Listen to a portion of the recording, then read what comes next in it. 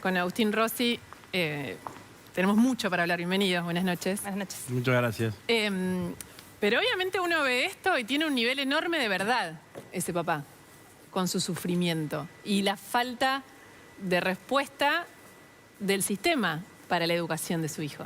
Y termina pasando que la gente se va, el que puede y el que no queda, y esa es la famosa desigualdad. Se cae en la educación pública.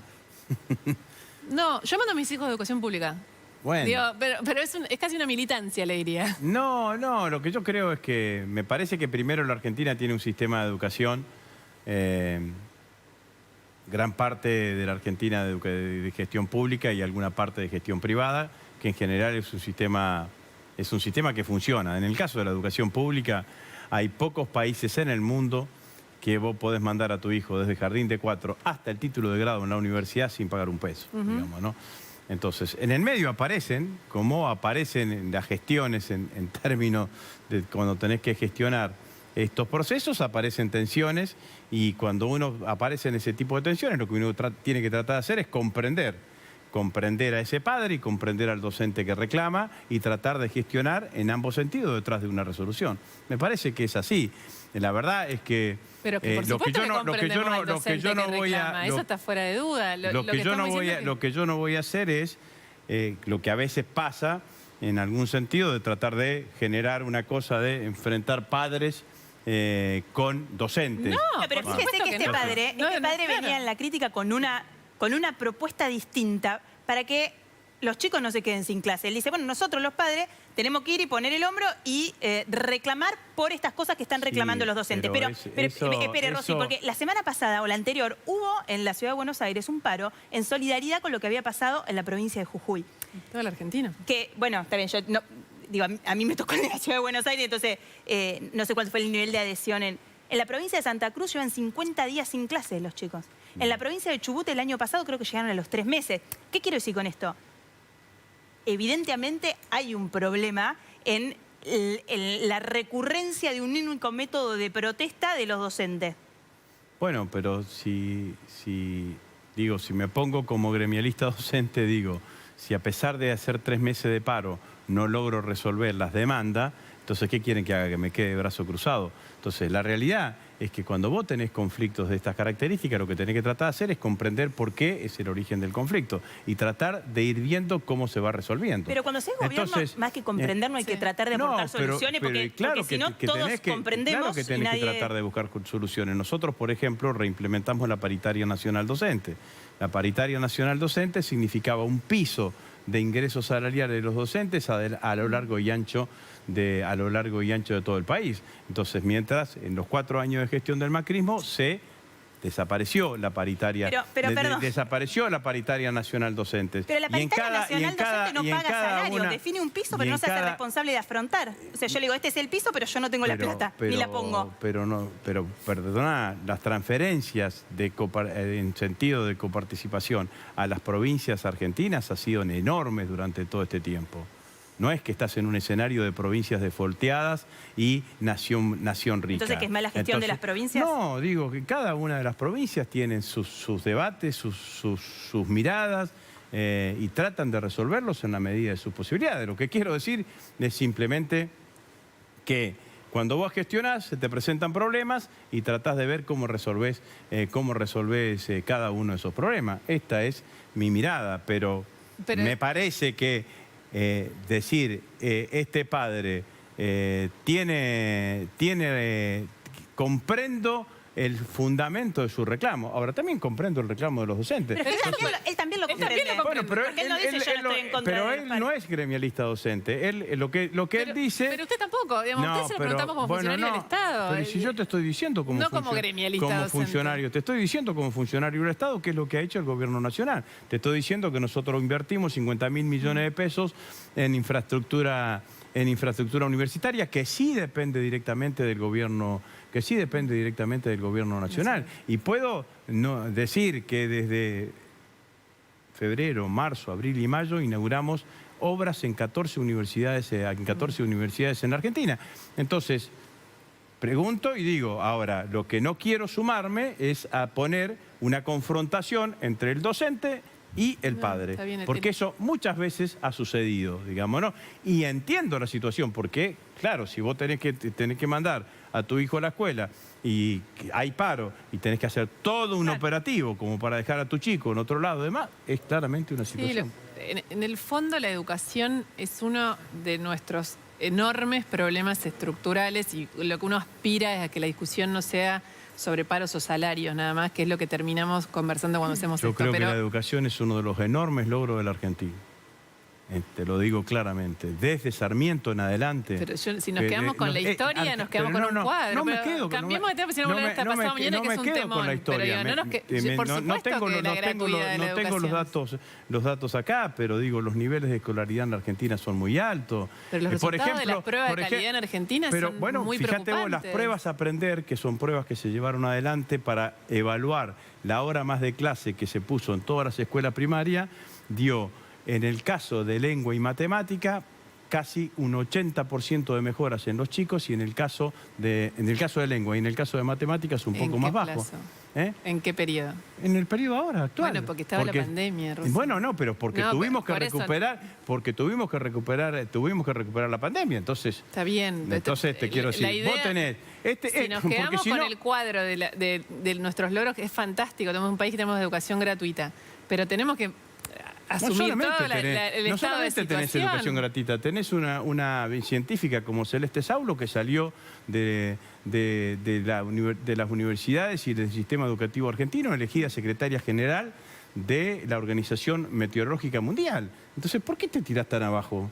Rosy, ¿Por qué pensás que todo lo nuestro no está funcionando? Yo lo que digo es, hay una cantidad de cosas que hay que mejorar, pero hay otra cantidad de cosas que la Argentina, no te estoy diciendo un partido político, te lo dije a Sarmiento, te hablo de la reforma del 18, que son hechos importantísimos para nuestro país y que ha hecho, entre otras cosas, que este país tenga una clase media potente, diferente al resto de los países de América Latina. Una clase media que está en un momento complicado.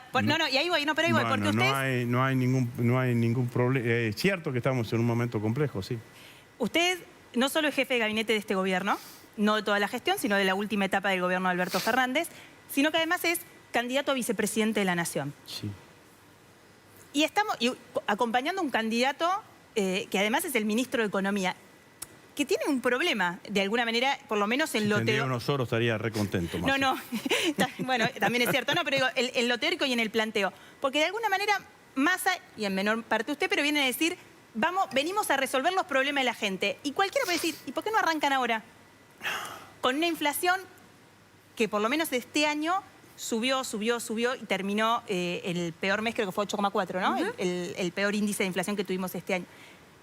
Entonces, es complejo. Bueno, hablamos de la educación también, pero digo, con cada punto que toquemos... Hablamos de la educación, voy a hablar de por qué Massa es el candidato y voy a hablar de las cuestiones de la economía. ¿Pero era el mejor candidato que te podía tener el peronismo, Massa? No tengo ningún problema.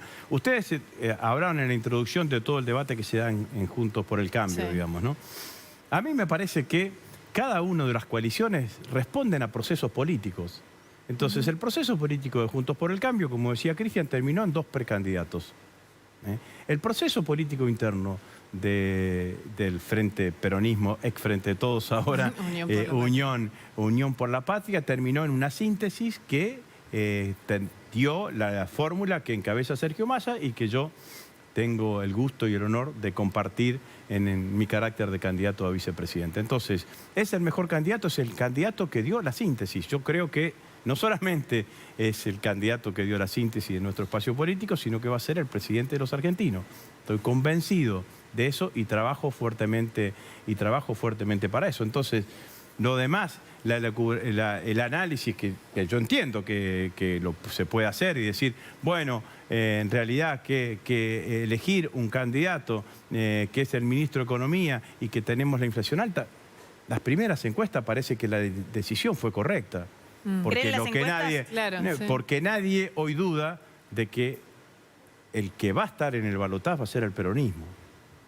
El único espacio político que hoy tiene garantizado un lugar en el balotaje somos nosotros. ¿Por qué no tiene dudas que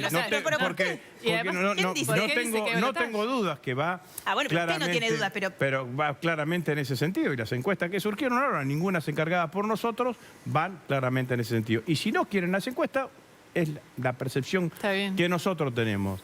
Nosotros tenemos que esta decisión de nuestros principales dirigentes de alumbrar una lista de síntesis nos dio mucha potencia electoral y mucha competitividad. ¿Usted no encuentra un problema en una situación como esta con Sergio Massa hablando de la inflación, por ejemplo?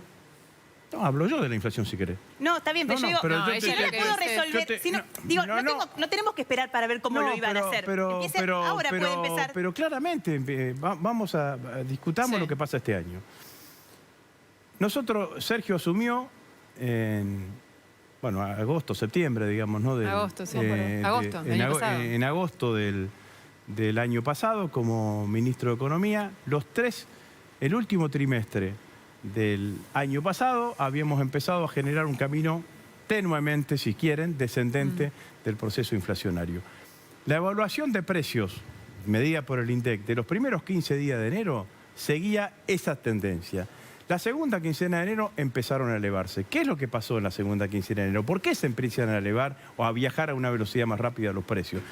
La economía argentina toma el dato de las consecuencias económicas de la pandemia y dice, le faltan 20.000 millones de dólares, no los van a tener, tienen que devaluar. Y entonces empiezan a anticiparse a una devaluación que finalmente después no se da. Y que se genera otro fenómeno que fue la última corrida, que también tuvo todas las 4 corridas que hemos tenido se resolvieron siempre de la misma manera. Overshoot, que dicen los economistas, digamos, suben rápido, bajan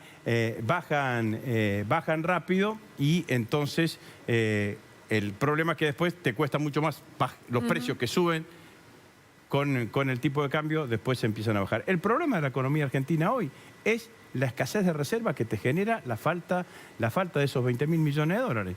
Entonces, nosotros lo que hicimos desde que Sergio asumió es generar condiciones para recuperar reservas. Dólar soja 1, dólar soja 2, dólar agro, acuerdo con China, acuerdo con Brasil, el pago que hacemos utilizando SDEC y yuanes al Fondo Monetario, los vencimientos que le quedan al Fondo Monetario Internacional.